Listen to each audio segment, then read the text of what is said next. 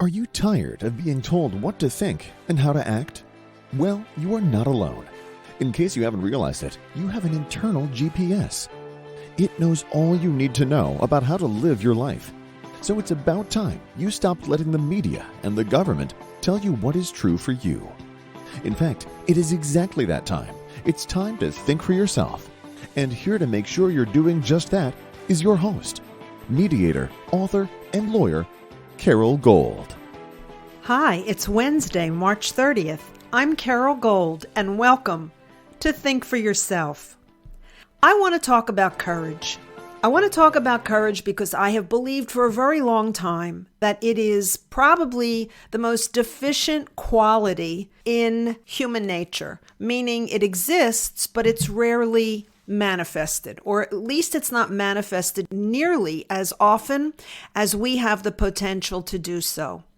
What brought this to my mind this week was I had been listening to a podcast by Bari Weiss. Bari Weiss was an op-ed and book review editor for the Wall Street Journal and also an op-ed staff editor and writer on culture and politics for the New York Times.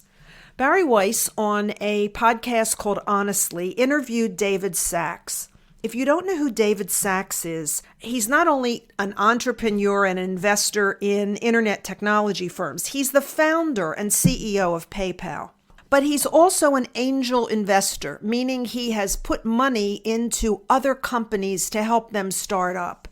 And just some of the companies that he's put money into are Facebook, Uber, SpaceX, Planeteer, Airbnb, and Houzz.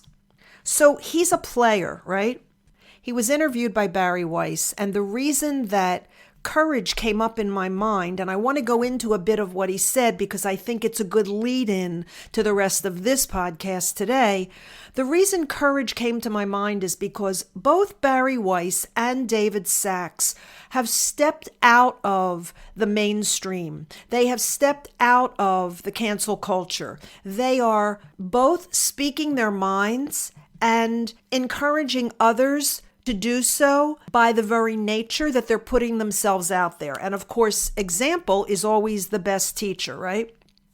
So David Sacks was talking about how early on, as in the technological revolution, technology was perceived as something that was going to expand our freedoms. And the reason for that is that prior to the internet, it was a very limited group of people and companies that controlled communication. There were broadcasting entities and there were newspapers around the country, there were radio and TV, but it was limited to those companies and to what they wanted to either print or show us or broadcast. But what he said has happened is, despite the fact that tech was originally believed to be something that was going to expand our freedoms, tech is actually now contracting our freedoms. He gave as an example, in 2010, the Green Revolution in the Middle East. It was actually coordinated and pulled off through apps, right? When we saw all that revolution in Egypt in 2010, it was all about people having connected on Facebook and other social media platforms to organize and all be out in the street at the same time and for the same purpose. When that happened, this is Sacks's perspective. When that happened, Silicon Valley, he said, was ecstatic. Why? Well, it was ecstatic because Silicon Valley saw itself as the, quote, free speech wing of the free speech party. But that was then. And then 2016 happened, and this absolutely out of nowhere comical character named Donald Trump, who was a television star, became president of the United States. And Silicon Valley was devastated because he was not their candidate. Hillary Clinton was their candidate, and they wanted to make sure that it never happened again. And so Sacks says that ever since 2016, Silicon Valley has been backpedaling on free speech. It's been deplatforming. And he talked about how it started with Alex Jones, and he made the specific point that censorship always starts with someone that most people agree is offensive. That's where it starts and how it gets its foot in the door. But of course, ultimately what happens is it moves that foot ever more into that door until finally it opens that door and censorship becomes across the board. The other thing that happened in the last few years is the deliberate censoring by the media of anything that had to do with Hunter Biden and anything that had to do with the lab leak theory of COVID. Because initially, it was all the Hunter Biden laptop story was deemed to be Russian disinformation, and the COVID lab leak origin was also meant to be disinformation, misinformation, part of, the lie that the Trump administration was attempting to promulgate. Well, we've come a long way, right? We know that the Hunter laptop is true, is a real thing. There are many people now who are in possession of copies of the hard drive. Now, each day, more and more information is coming out about the truth of that. Same thing with the lab leak theory. What was originally deemed to be, hocus pocus, now the majority of experts believe it's the most likely theory for origin of the virus. And so we see there what censorship can do and how big tech coordinated with mainstream media to keep both of those stories from gaining any traction, from gaining any credibility. The reason that all of this made me think about courage, beside the fact that Bari Weiss and David Sachs and others are beginning to speak up and sort of blaze their own trails that are outside of what the cancel culture wants to have happen, what the cancel culture is attempting to constrain, what government and mainstream media and big tech are trying to keep under their control. But it brought it up in my mind because, as I always say, and as I wrote in my book, The Questions God Will Ask, Prepping for the Final Exam, knowing is very different than believing. Knowing is what you have through direct firsthand experience. So if I tell you that the sky is blue and you've never seen a sky, you can only believe me that the sky is blue. But once you see the sky and you see that it's blue, then you know for yourself. You've had your own personal experience. And there's power in that. And there's certainty in that you can't have when you're believing someone else's perspective or version or reality. So this week, I watched the President of the United States say three things.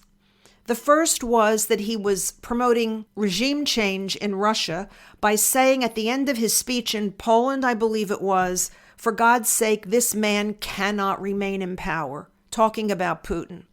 Coming from a president whose country is noted for regime change. In Afghanistan, in Iraq, in Libya, we have stood behind regime change in many countries. We have been the impetus for regime change. So he said that.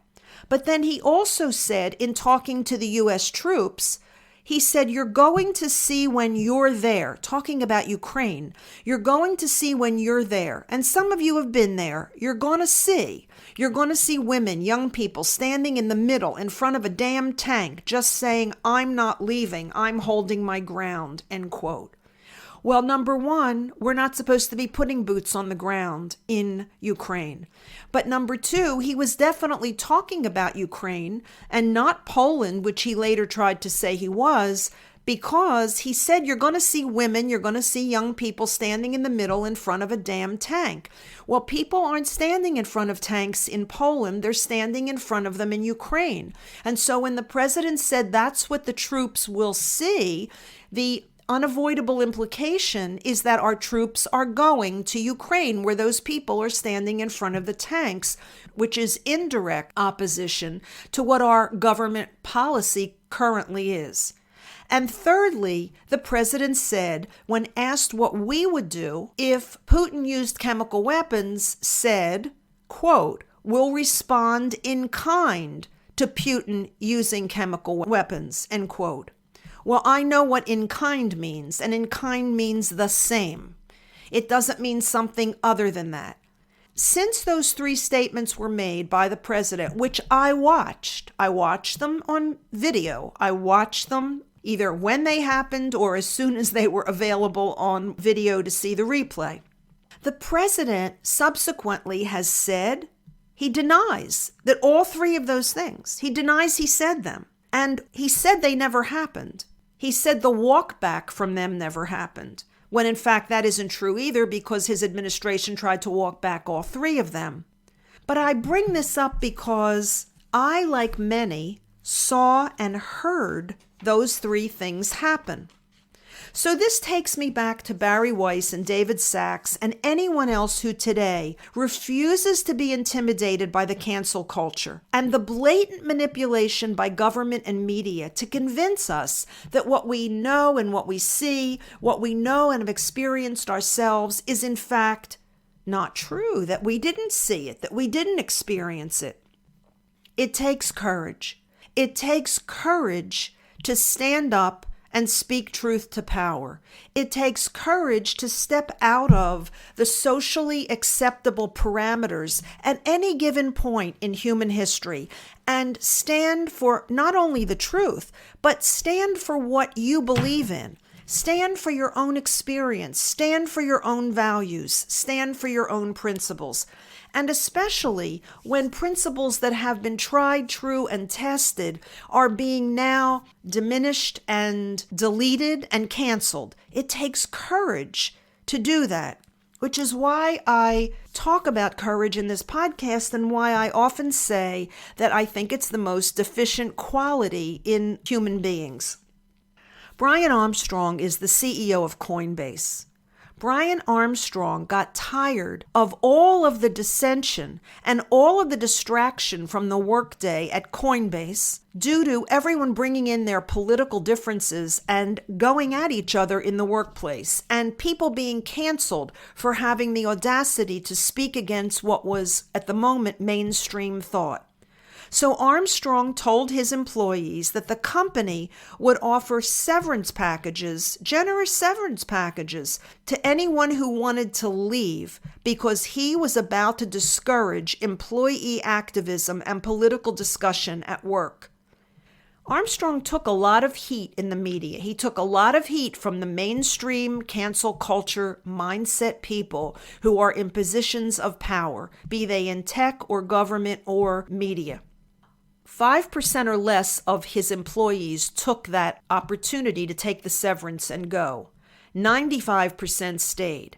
And when polled subsequently, 95% say they've never been happier at work because now none of that nonsense is going on. And while you can still hold those opinions about what's cancelable and what's not, you can't bring them into the workplace. And that makes for a more enjoyable and cohesive workplace and therefore makes for more productivity, which is what business is all about.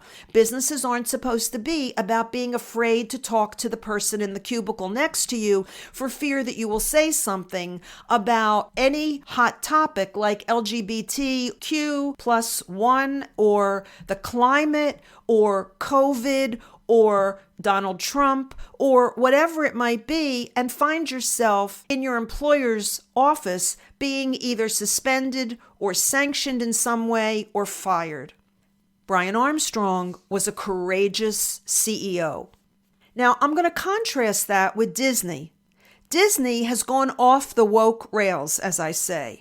Most recently, Disney has stated that they're going to do everything they possibly can to overturn the recently signed law in Florida by Governor DeSantis that puts in place protections for children between grades K, kindergarten, and third grade, K to 3, so that there is no substantive content in the curriculum for those children to educate them on gender identity and sexual orientation. That is now illegal in the state of Florida. Now, Disney is going to do everything it can to undo that law, it says, to bring down that law, to reverse that law. Why? Because Disney has become not what it was founded to be. It has become an uber-left, woke corporation that is now making sure in all of its movies that it's making and its children's programming that there are lead roles being given to LGBTQ+1 actors and actresses, and that even the parts themselves are going to substantively be about the lifestyle of those people. I don't think that's what Walt Disney had in mind when he created Disney World, and I don't think that's what people who pack up their children to go on vacation expect to find. I don't think they expect to find a transgender Cinderella. I don't think that's what Disney is supposed to be about. I don't think it's what it was intended to be about. And I think that Ron DeSantis, in responding to Disney, when he said that a California corporation isn't going to dictate how the people of Florida are governed, end quote, he's being courageous. And I think that's why Ron DeSantis is so admired nationally and why lots of people in other states wish they had a governor like Ron DeSantis. I have one sort of like Ron DeSantis. I live in Texas, and Governor Abbott frequently does those kinds of things, stands up for things that are principled, that have long endured, and that are a reflection of the population that he governs. I mean, the greatest example of democracy is what happens in the states, right? In every state, people live in states that support governmental principles and policies that are consistent with what those people believe in. So if you don't want to live in a state that supports open carry, or you don't want to live in a state that builds a border wall because the federal government won't, you can go live in California. You can go live in Rhode Island. That's democracy in action. Every state and the people in it living up to and with the principles and the governance that they elect to live by. It isn't always famous people who do courageous things. I read an article this morning about a man and his son in, I think, Brooklyn. He owns a pizzeria. I think it's called Louis' Pizzeria. And he and his son's in his 30s, and I guess Louis has to be in his 70s, or maybe even 80s, I don't know. But they were in their pizzeria doing what they do, making pizza, and someone attacked an Asian woman out in front. Louis and his son ran out and took on these three aggressors. They had knives. They had already stabbed the Asian woman. They stabbed the father, Louis, several times in his back, and the son. Louis and his son, held down two of the attackers until the police came, and then Louis and his son walked themselves to the ER. Both had been punctured in their lungs, by the way. They walked themselves to the ER, where they are now in the hospital being treated. These are ordinary people being courageous. These are ordinary people being the best we can be as individuals. And it's a great example. There's a song by Barry Manilow. Whether you like Barry Manilow or not, whether you like his music, it's called One Voice. I encourage you to go onto YouTube or iTunes, wherever, and listen to One Voice. It's about the difference that one voice can make in the world.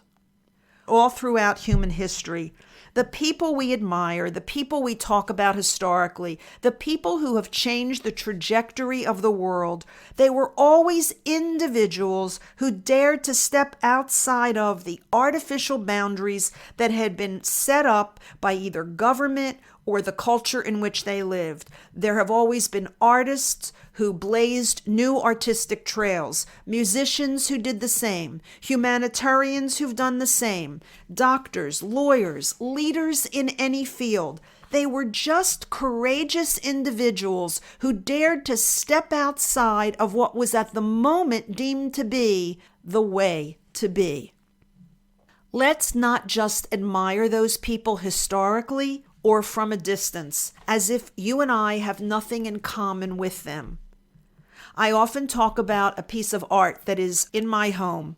I have a piece of art on the wall, and it's a carving in metal of a saying, and it's a quote. It's a quote from Joan of Arc, and the quote says, "I am not afraid. I was made for this."